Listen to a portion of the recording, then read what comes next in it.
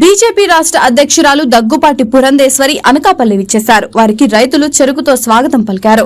అనంతరం మాజీ ప్రధానమంత్రి వాజ్పేయి విగ్రహానికి పూలమాలలు వేసి నివాళులర్పించారు. ఆ తర్వాత విలేకరుల సమావేశంలో పురంధేశ్వరి మాట్లాడుతూ పార్టీని సంస్థాగతంగా రాజకీయంగా బలోపేతం చేయడానికి వచ్చానని చెప్పారు. గడిచిన 4.5 సంవత్సరాల కాలంలో పూర్తి అవినీతిలో కూరుకుపోయిన పార్టీ వైఎస్ఆర్సీపీ అని 151 ఎమ్మెల్యేలు ఇచ్చినా రాష్ట్రానికి అభివృద్ధి చేయకుండా విధ్వంసకర విద్వేషపూరిత పాలన చూస్తున్నామని వైఎస్ఆర్సీపీని విమర్శించారు. ఏ ప్రభుత్వమైనా నిర్మాణాత్మకమైన అభివృద్ధి పనులతో ప్రారంభమవుతుందని, కానీ అందుకు విరుద్ధంగా వైఎస్ఆర్సీపీ కూల్చివేతతో ప్రారంభించిందని అన్నారు. అనకాపల్లి పట్టణంలో జీవీఎంసీ పక్కనే ఉన్న డంపింగ్ యార్డ్ వల్ల చుట్టుపక్కల ఉన్న ప్రజలు తీవ్ర అసౌకర్యానికి, అనారోగ్యానికి గురవుతున్నారని, అయినా ప్రభుత్వం పట్టించుకోకపోవడం దారుణమని అన్నారు. అనకాపల్లి పార్లమెంటరీ నియోజకవర్గ స్థాయిలో సాగునీరు, త్రాగునీరు సరైన విధంగా ప్రజలకు అందించడం లేదని అన్నారు. ఆంధ్రప్రదేశ్ ప్రత్యేక రాష్ట్రం ఏర్పడిన తర్వాత రాష్ట్రానికి కేంద్ర ప్రభుత్వం సంపూర్ణ సహాయ సహకారాలు అందిస్తుందని అన్నారు.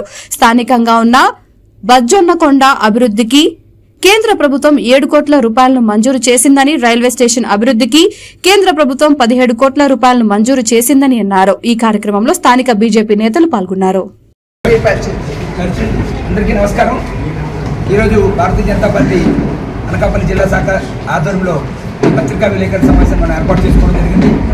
ముఖ్య అతిథిగా భారతీయ జనతా పార్టీ రాష్ట్ర అధ్యక్షురాలు శ్రీమతి పురంధేశ్వరి గారు ఈరోజు అనకాపల్లి జిల్లా పర్యటనకు రావడం, సో ఈ సందర్భంగా మన అందరం కలవడం చాలా సంతోషం. మీ అందరికీ కూడా ధన్యవాదాలు తెలియజేసుకుంటూ మన యొక్క ప్రీతమ నేత పురంధేశ్వరి గారిని ఈరోజు ప్రెస్ మీట్ తీసుకోవాల్సిందిగా కోరుతున్నాను. అదేవిధంగా వేదిక మీద నాకు పురంధేశ్వరి గారికి అనుభవించినటువంటి తపనా చౌదరి గారు, వారు మన యొక్క జోనల్ ఇన్ఛార్జి, అలాగే చిట్టుబాబు గారు మన జిల్లా ఇన్ఛార్జి, కాశీరాజు గారు విశాఖపట్నం, వారు రాష్ట్ర ప్రధాన కార్యదర్శి, అలాగే వెనక మన రాష్ట్ర కార్యవర్గ సభ్యులు డాక్టర్ గారు జీవి సత్యనారాయణ గారు, అలాగే ఏలు శ్రీరామకృష్ణ గారు, వనగంట అప్పారావు గారు, కొనకాల రాజబాబు గారు, రవిరాజు గారు, కిసాన్ మోర్చా రాష్ట్ర ప్రధాన కార్యదర్శి, ఇతర రాష్ట్ర కార్యదర్శులు అందరూ ఉన్నారు. అందరికీ నాకు నమస్కారాలు తెలియజేసుకుంటూ ఈరోజు ప్రెస్ మీట్ని ప్రారంభించవలసిందిగా రాష్ట్ర అధ్యక్షురాలు గారిని కోరుతున్నాను. నమస్కారాలు నేను తెలియజేస్తున్నాను.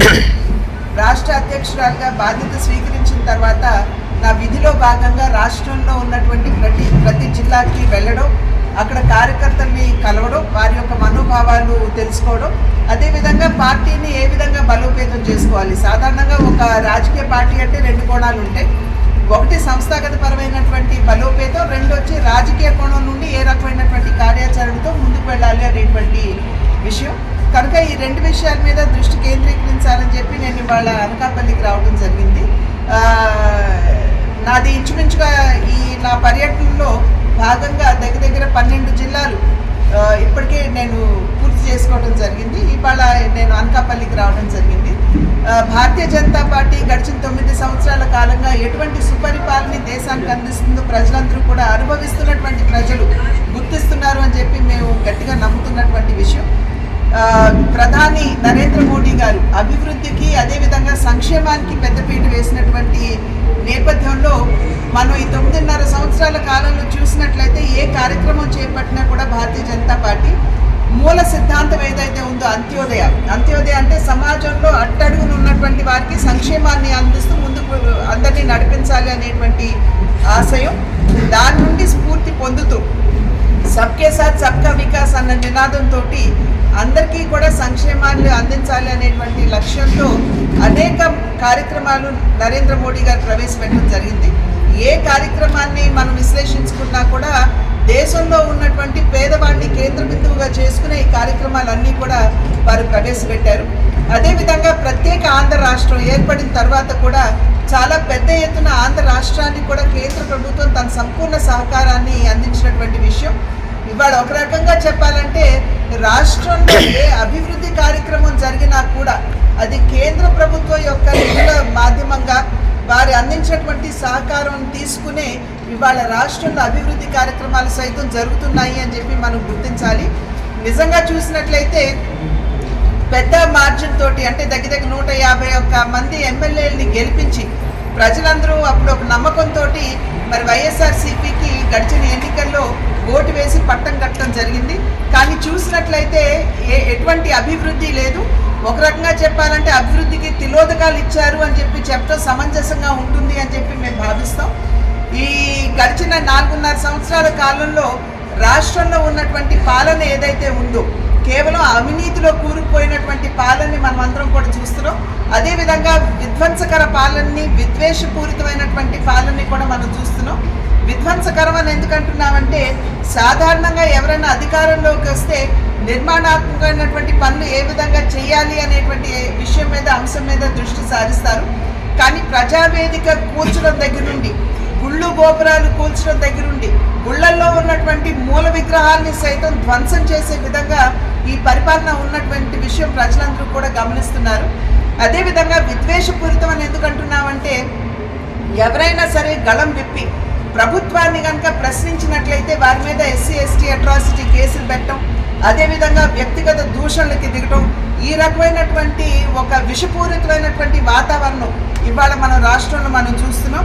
అదేవిధంగా మరి నేటి ముఖ్యమంత్రి అప్పటి ప్రతిపక్ష నేతగా ఎన్నికలకి ముందు ఈ ప్రాంతానికి వచ్చినటువంటి సందర్భంలో ఇక్కడ ఉన్నటువంటి చక్కెర కర్మాగారాలు ఏవైతే ఉంటాయో, మరి ఏటుకొంపక కావచ్చు, తాండవ కావచ్చు, అదేవిధంగా ఇక్కడ ఉన్నటువంటి తుమ్మపాల చక్కెర కర్మాగారం కావచ్చు, వాటిని లిక్విడేషన్ అయితే చేశారు. అప్పుడైతే వాటిని తెరిపిస్తామన్న ధోరణిలో మాట్లాడినా లిక్విడేషన్ అయితే జరిగింది, కానీ డబ్బులైతే అక్కడ వచ్చినటువంటి నేపథ్యం లేదు.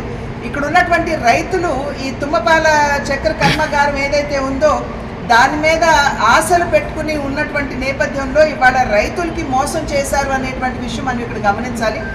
కేంద్ర ప్రభుత్వం ప్రతి 3-4 నెలలకు ఒకసారి ప్రధాన్ మంత్రి కిసాన్ సమ్మాన్ యోజన అంటూ 6,000 రూపాయలు ప్రతి రైతుకి కూడా ఇవాళ ఇన్పుట్ సహకారం అందిస్తున్నటువంటి పరిస్థితి ఉన్నది.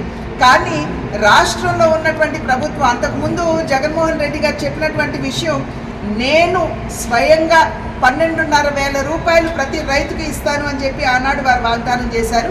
కానీ ఇవాళ ఆ వాగ్దానాన్ని తప్పుతూ కేంద్ర ప్రభుత్వం ఇచ్చేటువంటి 6,000 కలుపుకుని ఇవాళ ఆయన ఇంకొక 6,000 వేసి 12,000 రూపాయలు నేను బటన్ నొక్కుతున్నాను వెళ్ళిపోతున్నాయని అంటున్నారు. కానీ నిజంగా సకాలంలో రైతులకైతే ఈ సహకారం అందడం లేదు. కానీ కేంద్ర ప్రభుత్వం ఇచ్చేటువంటి 6,000 రూపాయలు ఏదైతే ఉన్నాయో అవి సకాలంలో రైతుల బ్యాంక్ ఖాతాకి వెళ్ళిపోతున్నటువంటి నేపథ్యం కనుక ఇక్కడ రైతులు కూడా ఈ విషయాన్ని గమనిస్తున్నారు. కేంద్ర ప్రభుత్వం అనేక విధాలుగా కూడా రైతాంగాన్ని అనేక సంస్కరణలు తీసుకొచ్చి ఆదుకోవాలి అనేటువంటి ప్రయత్నం చేస్తుంది. అది సపోర్ట్ ప్రైస్ కావచ్చు, అదేవిధంగా ఈనామ్ కావచ్చు, మరి ఎరువులకు సంబంధించినటువంటి అంశం కావచ్చు, వీటన్నిటి మీద కూడా దృష్టి పెట్టినటువంటి ఘనత కేంద్ర ప్రభుత్వానికి దక్కుతుంది. కానీ ఇక్కడ కనుక మనం చూసినట్లయితే ఇవాళ కరువు విలయతాండవం చేస్తున్నటువంటి సందర్భంలో రాష్ట్ర వ్యాప్తంగా 400 మండలాల్లో కరువు ఉన్నట్లయితే కేవలం 100 మండలాల్లో మాత్రమే కరువు ఉన్నది అని చెప్పి ప్రకటించడం ఎంతవరకు రైతులు ఆహ్వానిస్తారు అని చెప్పి మేము ప్రశ్నిస్తున్నాం. క్యాబినెట్లో ఈ యొక్క కరువు మీద చర్చ కూడా లేదు. కరువు వస్తుంది, ఉంటుంది అనేటువంటి విషయం మరి వాతావరణ శాఖ వాళ్ళు తెలిపినప్పటికీ కూడా ముందు జాగ్రత్తలు ఈ ప్రభుత్వం తీసుకోకపోవడం మరి రైతాంగం పట్ల వారికి ఉన్నటువంటి అగౌరవ భావం, చిన్నచూపు కాదా అని చెప్పి మేమందరం కూడా ప్రశ్నిస్తున్నాం. అదేవిధంగా ఇక్కడ జోనల్ ఆఫీస్ ఉంది జీవీఎంసీకి సంబంధించి. మరి ఆ జోనల్ ఆఫీస్లో అనకాపల్లిలో సేకరించినటువంటి చెత్తనంతా కూడా తీసుకొచ్చి ఆ జోనల్ ఆఫీస్లో వేసి అక్కడ దాన్ని ఒక డంప్ యార్డ్గా పరిగణిస్తూ అక్కడ కంపోస్ట్ అంటే వర్మీ కంపోస్ట్ తయారు చేస్తున్నారు. అక్కడ తయారు చేయడంలో మేము దానికి అగెన్స్ట్ కాదు, మేము దానికి వ్యతిరేకం కాదు.